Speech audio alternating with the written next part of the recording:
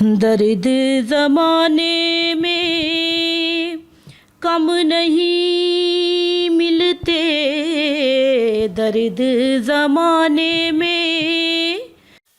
میں ہوں ندیم عاشر، زیو اسٹوڈیو سے نقطہ نظر پروگرام کے ساتھ حاضر ہوں۔ ناظرین، ہم مختلف شخصیات کو زیو اسٹوڈیو میں مدعو کرتے ہیں تاکہ ہم ان کی زندگی کے بارے میں اور ان کے تجربات کے بارے میں سیکھ سکیں۔ آج ہم ایک ایسی ہی شخصیت کو اپنے درمیان ان سے محظوظ ہوں گے، ان کی باتوں سے، ان کی شاعری سے اور ان کے تجربات سے۔ میں ان کا تعارف کچھ اس طرح سے کرانا چاہوں گا کہ وہ جنوبی پنجاب کی ابھرتی ہوئی شاعرہ ہے، بے باک شخصیت ہیں، کمپوزنگ کا ہنر جانتی ہیں، خوبصورت آواز سے خدا نے ان کو نوازا ہے اور باکمال لکھتی ہیں۔ ایک ٹیچر کے طور پہ بھی جانی جاتی ہیں، ایک پریچر کے طور پہ بھی۔ اور ناظرین، یہ ساری خوبیاں ایک ایسی شخصیت میں، ایک ایسی خاتون میں پائی جاتی ہیں جو آج ہمارے اسٹوڈیو میں موجود ہے۔ میری مراد زرین منور ہیں۔ زرین، آپ کو جو اسٹوڈیو میں خوش آمدید۔ بہت شکریہ آپ نے اس پروگرام میں مجھے مدعو کیا، بہت مشکور ہوں آپ کی۔ آپ کی ایک ورس جو ہے شاعری کی، اس سے ہم شروع کرتے ہیں، جو لوگوں کے نزدیک اس شعر کو بہت زیادہ کہا جاتا ہے، پڑھا جاتا ہے، اور لوگوں میں وہ جو ورس ہے، جو شعر ہے، وہ زیادہ مقبول سمجھا جاتا ہے۔ ویسے تو آپ کی شاعری ساری بڑی خوبصورت ہے، اس کا کلام بہت خوبصورت ہے، لوگ آپ کی شاعری سے بہت محظوظ ہوتے ہیں۔ تو اس شعر کو میں آپ کی اجازت سے کہنا چاہوں گا۔ جی بالکل۔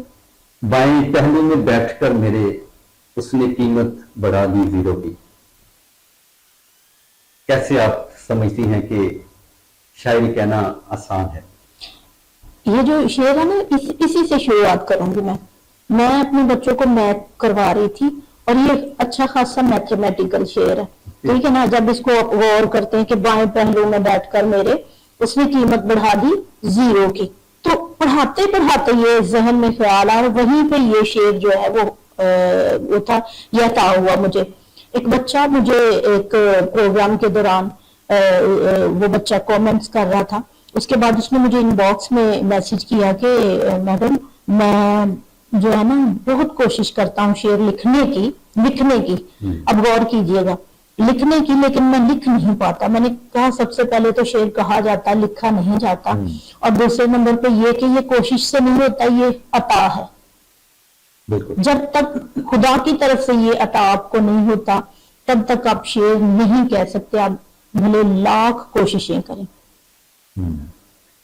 اچھا میڈم، ایک جیسے آپ بات کر رہی تھی، اس سے اندازہ ہوگا، حالانکہ میں نے اس میں آپ کو انٹروڈکشن میں نے آپ کو ٹیچر کے طور پہ بھی انٹروڈیوس کیا، تو آپ نے اس کو، آپ کی جو شخصیت ہے اس میں وہ بھی نظر آ گئی کہ آپ نے اس کو سکھا دی چیز کیسے کہتے ہیں۔ بالکل۔ تو یہ ایک خوبصورت طریقہ ہوتا ہے کسی کو بتانے کا یا اس کو سکھانے کا۔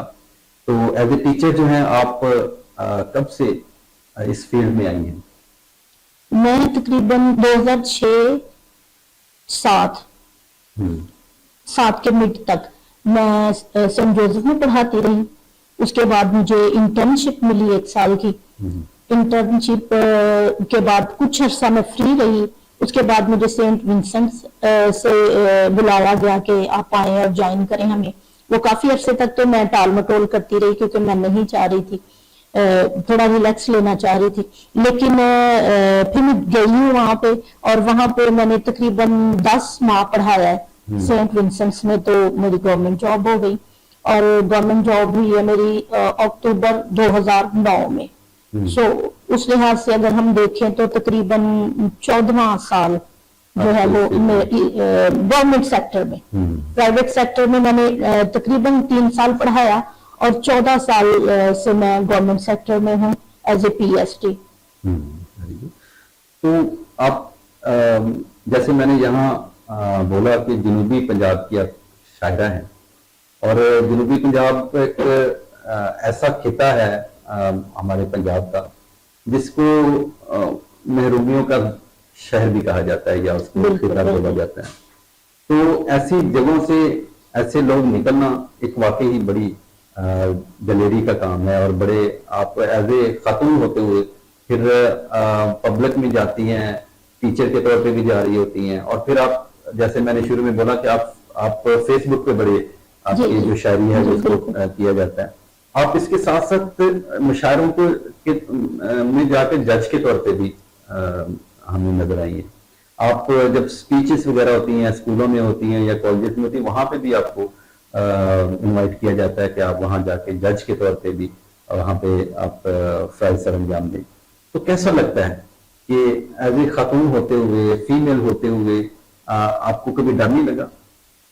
نہیں, ڈر کیوں لگے گا؟ دیکھیں, آپ کی فیملی آپ کو کانفیڈنس دیتی ہے. بیسیکلی بحیثیت خاتون اگر آپ کے گھر والے آپ کو کانفیڈنس نہیں دیں گے, جیسے میری بیٹیاں دو, میں ان کو گھر سے کانفیڈنس دیتی ہوں تاکہ آگے چل کے ان کے لیے کوئی پرابلم نہ ہو.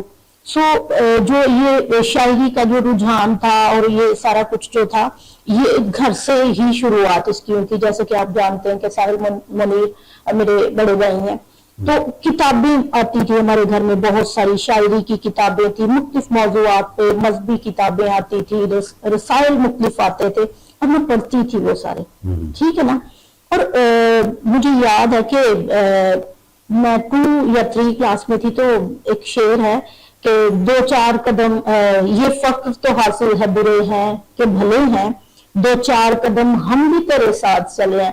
تو میرا بھائی, مطلب میں بتا رہی ہوں کہ 2ری یا 3ری کلاس میں تھی میں, اور یہ شاداب ایک رسالہ ہمارے گھر میں آتا تھا, اس کے بالکل کونے میں اشعار لکھے ہوتے تھے. تو میرا بھائی ایک دفعہ ایک بھائی جو آرمی میں ہے, اس نے میری طرف دیکھا, کتوں پڑھا تو شعر؟ میں نے کہا وہ شاداب رسالہ نہیں آتا, اس کے کونے میں لکھا ہوا تھا. کہتا اچھا چل ٹھیک ہے.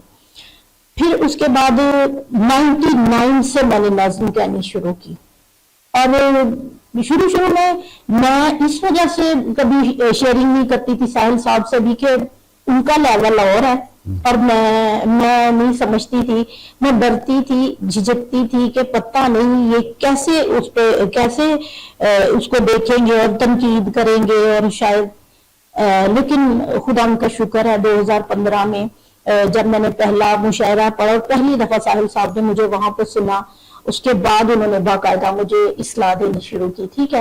اور انہوں نے بھی کانفیڈنس جو ہمیں دیا نا, اس میں ایک بہت بڑا کردار ان کا ہے. اچھا میڈم, ایک جیسے آپ شاعری سے آپ کا لگاؤ ہے, اور اس کے ساتھ ساتھ اور بھی میں نے بہت ساری آپ کی جو خوبیاں ہیں یا آپ کی جو صفات ہیں وہ گنوائی ہیں یہاں پہ, تو اس کے ساتھ ساتھ جیسے میں نے بولا آپ سنگر کے طور پہ بھی سامنے آئی ہیں, کمپوزنگ بھی کرتی ہیں. جی بالکل. اپنے لکھے ہوئے جو گیت ہیں, گانے ہیں, وہ بھی آپ گنگناتی ہیں, ان کو گاتی ہیں. تو آپ کو یہ جو آواز ہے جو آپ گنگناتی رہتی ہیں گھر میں, کس کو گنگناتی ہیں زیادہ تر, جب اکیلے میں ہوتی ہیں یا جب آپ خانہ داری میں؟ اچھا, میں نے شاعری میں اور سنگنگ میں ایک عام جو مقامی شاعر ہے, اور جو ایک کہتے ہیں نا لوکل سنگر ہے جو آپ کے مقامی علاقے سے ہے, اس سے لے کے میں نے انٹرنیشنل جو شعراء ہیں اور جو انٹرنیشنل فیم کے جو سنگرز ہیں, میں نے ان کو سنا. مطلب میں نے یہ نہیں ہے کہ صرف اسی کو سننا ہے اور باقیوں کو رد کر دیا, میں نے سب کو ہی سنا ہے. ٹھیک ہے. لیکن اوور آل جب میں بات کرتی ہوں میری پسند کون ہے, تو ڈیفینیٹلی لاکھوں کروڑوں لوگوں کی پسند ہے لتا جی. تو میری بے انتہا فیورٹ ہے بچپن سے, اور میری دلی خواہش تھی کہ لتا جی سے میں ملوں. مجھ سے اگر کوئی پوچھتا تھا نا اب تک بھی کہ ان کی ڈیتھ سے پہلے کہ ہاں آپ کی جو ایسی خواہش جو آپ کہتے ہیں کہ پوری ہونے کے بعد آپ مریں, مرنے سے پہلے پوری ہو جائے, تو میں کہتی تھی لتا جی سے ملنا. میری خواہش تھی, میں لتا جی سے ملنا چاہتی تھی, جو بدقسمتی سے پوری نہیں ہو سکی. اس سے ہم ملیں گے. خدا آپ کو لمبی زندگی دے. ہم چاہتے ہیں کہ ہماری دعا ہے کہ آپ کی شاعری سے لوگ محظوظ ہوتے رہیں. لوگ آپ کی شاعری کو سوشل میڈیا پہ بھی جیسے وائرل کر رہے ہیں, اس طرح سے وہ اس سے جو آپ کو اپنا مدعا بیان کرنا چاہ رہی ہیں, جس طرح سے آپ اصلاح کرنا چاہ رہی ہیں لوگوں کی یا اپنی قوم کی, اس کو جو ہے وہ خدا آپ کی شاعری کی وجہ سے, آپ کی کریکٹر کی وجہ سے, آپ کی شخصیت کی وجہ سے جو ہے وہ اس کو پورا کریں. تو آپ جیسے بتا رہی ہیں کہ آپ لتا جی کو بہت زیادہ پسند کرتی ہیں. میں نے جب آپ کی ایک پیج آپ نے جب بنایا ہوا ہے تو اس پہ میں نے دیکھا تھا کہ جب ان کی ڈیتھ ہوئی تو آپ نے بڑے دکھ کا اظہار کیا تھا, اور وہاں پہ ایک پوسٹ لگی ہوئی تھی لتا جی کی کہ میں ان کو مس کروں گی ہمیشہ. آپ کیونکہ لتا جی کو بہت پسند کرتی ہیں, ان کی گائکی کو پسند کرتی ہیں, ان کو گنگناتی رہتی ہیں, تو کچھ آپ ہمیں ان کی کوئی آپ ان کی مشہور یا جو آپ کو زیادہ پسند کرتی ہیں کوئی گنگنا کے سنائیں تو ہمیں زیادہ خوشی ہوگی. بہت ساری چیزیں جو ان کی, بلکہ میں کہتی ہوں, میں ہمیشہ ایک چیز کہتی ہوں کہ جس دن میں صبح میں اگر لتا جی کو سن لوں تو میرا کسی اور کو سننے کو دل نہیں کرتا. کیا بات ہے. ٹھیک ہے, تو بہت ساری چیزیں, بلکہ انہوں نے جو بھی گایا وہ امر ہو گیا. ان کا ایک گیت ہے, گانا ہے, اکھیوں کو رہنے دے. درد زمانے میں کم نہیں ملتے, درد زمانے میں کم نہیں ملتے, سب کو محبت کے غم نہیں ملتے, ٹوٹنے والے دل ہوتے ہیں کچھ خاص, دور سے دل کی بجھتی رہے پیاس, اکھیوں کو رہنے دے. مجھے یاد ہے کہ ٹی ایم اے کے لیے جو ہے نا بھرتی کی جا رہی تھی, جو آفیسرز ہیں اس میں, اس کے لیے ہم 3 بہنیں جو تھی وہ ایم اے تھیں اور تینوں اپلائی کر سکتی تھی. تو ساحل صاحب نے میرے لیے جو تھا وہ کہا کہ نہیں, گڑیا مطلب گھر کا نام نک نیم میرا گڑیا ہے, کہتے اس کو اپلائی کروائیں گے, اور میری فیس پے کر دی, ایڈمیشن میرا چلا گیا, ہر چیز ہو گئی, لیکن وہ بعد میں کینسل ہو گئے وہ ایگزامس جو تھے.